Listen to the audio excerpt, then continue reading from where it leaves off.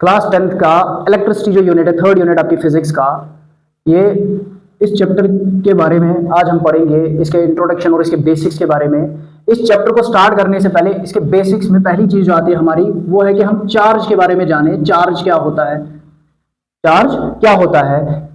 Sir William Gilbert की definition हम charge के ऊपर पढ़ते हैं। चार्ज वो फंडामेंटल क्वांटिटी है या फंडामेंटल प्रॉपर्टी है मैटर की। चार्ज फंडामेंटल प्रॉपर्टी है मैटर की, जिसकी वजह से एक ऑब्जेक्ट दूसरे ऑब्जेक्ट के साथ इंटरेक्ट करता है या एक ऑब्जेक्ट दूसरे ऑब्जेक्ट के ऊपर फोर्स लगाता है। वो फंडामेंटल प्रॉपर्टी मैटर की, जिसकी वजह से एक ऑब्जेक्ट दूसरे ऑब्जेक्ट के साथ अगर इंटरेक्ट करेगा, या दूसरी डेफिनेशन हम इसकी जो पढ़ते हैं, चार्ज वो फंडामेंटल प्रॉपर्टी है मैटर की जिसकी वजह से एक ऑब्जेक्ट दूसरे ऑब्जेक्ट के ऊपर फोर्स एक्सर्ट करता है। कौन सी फोर्स? Electrostatic force. चार्जेस की फोर्स को हम इलेक्ट्रोस्टैटिक फोर्स कहते हैं।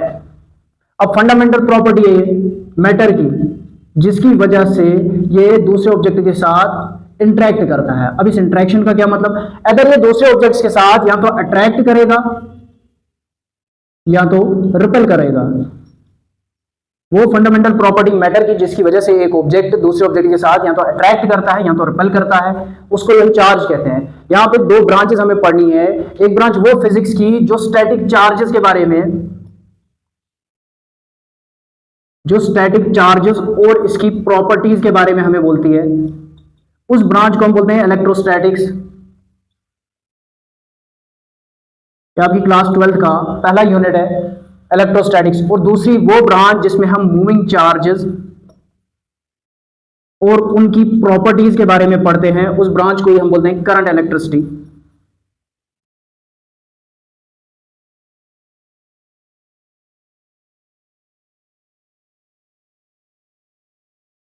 चार्ज क्या है? फंडामेंटल प्रॉपर्टी मैटर की जिसकी वजह से एक ऑब्जेक्ट दूसरे ऑब्जेक्ट के साथ इंटरेक्ट करेगा, अगर अट्रैक्ट या तो रिपेल करेगा।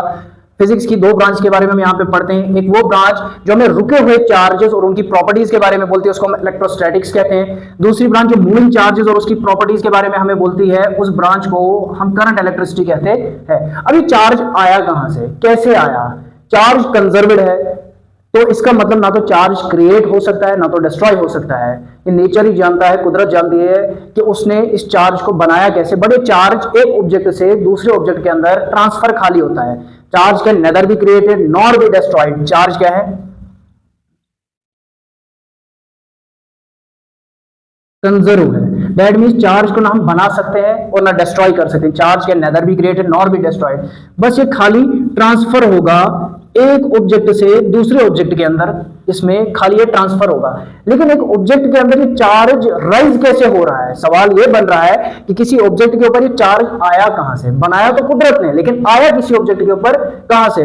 आपने इससे पहले क्लास 9th के अंदर एटम्स के बारे में पढ़ा होगा।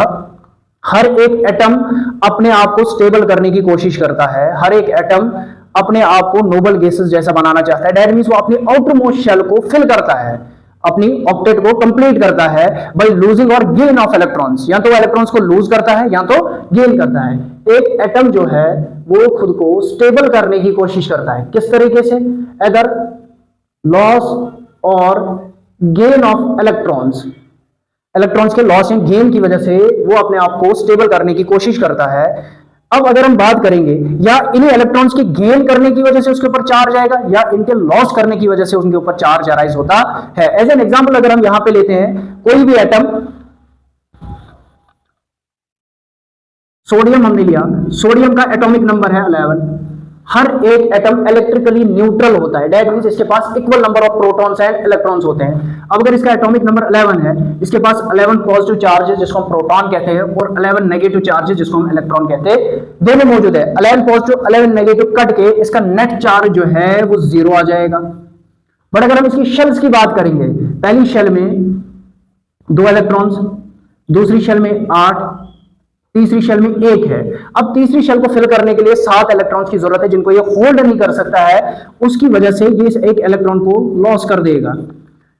दूसरा, अगर हम यहां पे क्लोरीन, एटॉमिक नंबर 17 होता है क्लोरीन का, इसके पास 17 पॉजिटिव 17 नेगेटिव चार्जेस है। टोटल नेट चार्जेस क्लोरीन का भी 0 होगा। लेकिन इसकी शेल्स की अगर हम बात करेंगे, KLMN, पहली में 2, 8 और 7। तीसरी शेल को कंप्लीट करने के लिए इसको 1 इलेक्ट्रॉन की नीड है। 7 को तो लॉस नहीं कर सकता, उतनी एनर्जी इसके पास है नहीं। तो ये क्या करेगा, किसी और से एक इलेक्ट्रॉन को गेन करेगा। अब जो ही इसने सोडियम ने यहां से एक इलेक्ट्रॉन को लॉस किया, इसके पास 11 प्रोटॉन्स बचे, लेकिन इलेक्ट्रॉन 10 बचे। 10 नेगेटिव 10 पॉजिटिव कैंसिल आउट हो जाएगा, लेकिन एक एक्स्ट्रा पॉजिटिव चार्ज, एक एक्स्ट्रा प्रोटॉन इसके पास बचा, जिसकी वजह से इस सोडियम के ऊपर पॉजिटिव चार्ज 1 पॉजिटिव चढ़ा। वैसे ही क्लोरीन के पास 17 पॉजिटिव 17 नेगेटिव थे, नेट चार्ज 0 था, लेकिन अब अपनी शेल को फिल करने के लिए, अपने आप को स्टेबल करने के लिए इसने एक इलेक्ट्रॉन को गेन किया। सपोज जो सोडियम ने इलेक्ट्रॉन लॉस किया, उसी को क्लोरीन ने गेन किया। जब इसने गेन किया, इसके प्रोटॉन तो 17 ही रहे, लेकिन इलेक्ट्रॉन्स 18 हो गए इसके, जिसकी वजह से 17 पॉजिटिव 17 नेगेटिव कैंसिल आउट हो जाएंगे, लेकिन एक एक्स्ट्रा इलेक्ट्रॉन इसके अंदर आ गया, जिसकी वजह से इस क्लोरीन के ऊपर 1 नेगेटिव चार्ज चढ़ रहा है। इस तरीके से बाय लॉस और गेन ऑफ इलेक्ट्रॉन्स किसी भी एटम, किसी भी ऑब्जेक्ट के ऊपर चार्जेस जो है वो अराइज हो जाते हैं। दूसरी प्रॉपर्टी चार्जेस की जो है, लाइक चार्जेस आपस में रिपेल करते हैं और unlike charges attract. That means positive negative charge, हमारे पास दो तरह के चार्जेस होते हैं, एक पॉजिटिव होता है, एक नेगेटिव।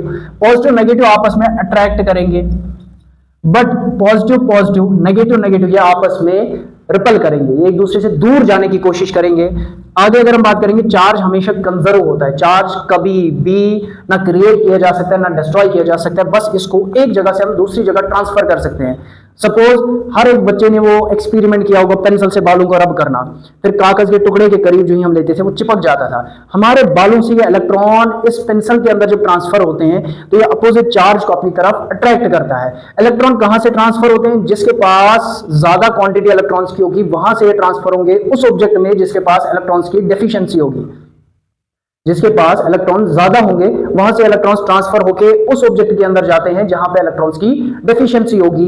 तो जब रब हमने किया, बालों से इलेक्ट्रॉन ट्रांसफर पेंसिल या पेन के अंदर गए, फिर जो ही हमने इसको कागज के नजदीक लिया तो वो कागज इसके साथ अट्रैक्ट कर रहा था। क्यों? क्योंकि इसके अंदर इलेक्ट्रॉन्स गए तो अपोजिट चार्ज को इसने अपनी तरफ अट्रैक्ट किया, उस वजह से वो कागज इसके साथ चिपकता है।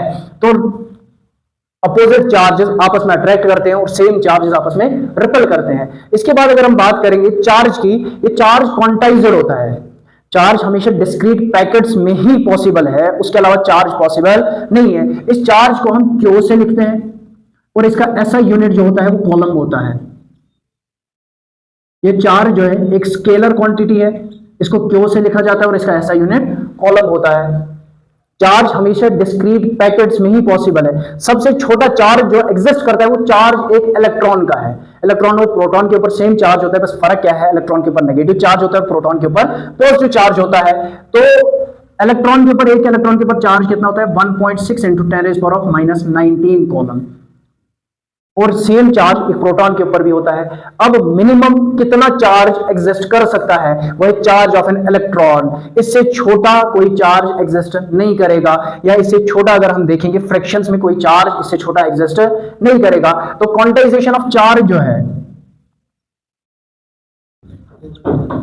चार्ज क्वांटाइज्ड होता है। अब इसका क्या मतलब है, चार्ज क्वांटाइज्ड जो है इसका क्या मतलब है, अगर किसी भी सिस्टम, किसी भी बॉडी के अंदर हमें बोलना है टोटल नेट चार्ज कितना होता है, वो हमेशा बराबर होगा चार्ज ऑफ एन इलेक्ट्रॉन, जो सबसे मिनिमम चार्ज एग्जिस्ट करता है, और उसके साथ मल्टीप्लाई करना हमने टोटल नंबर ऑफ चार्जेस कितने हैं। एक सिस्टम के अंदर, एक रूम के अंदर या एक ऑब्जेक्ट के अंदर हमने बोलना है टोटल चार्ज कितना है, तो वो कैसे हम निकालेंगे, integral multiple of charge of electron, यानी टोटल नंबर ऑफ चार्जेस कितने हैं, number of charges into charge of one electron. तो क्यू किसके बराबर आता है हमारा, Ne के बराबर आता है।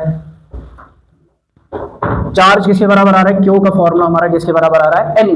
तो क्वांटाइजेशन ऑफ चार्ज का मतलब क्या है, किसी सिस्टम के अंदर टोटल चार्ज होता है वो integral multiple of charge of electron होता है। दैट मींस N क्या है, इंटीजर है, नंबर ऑफ चार्जेस कितने वहां पे, और E क्या है, चार्ज ऑन वन इलेक्ट्रॉन। इस तरीके से हम किसी सिस्टम का नेट चार्ज जो है वो निकालते हैं। कल आगे इससे नेक्स्ट लेक्चर में आगे की प्रॉपर्टीज और बाकी चीजों को डिस्कस करेंगे।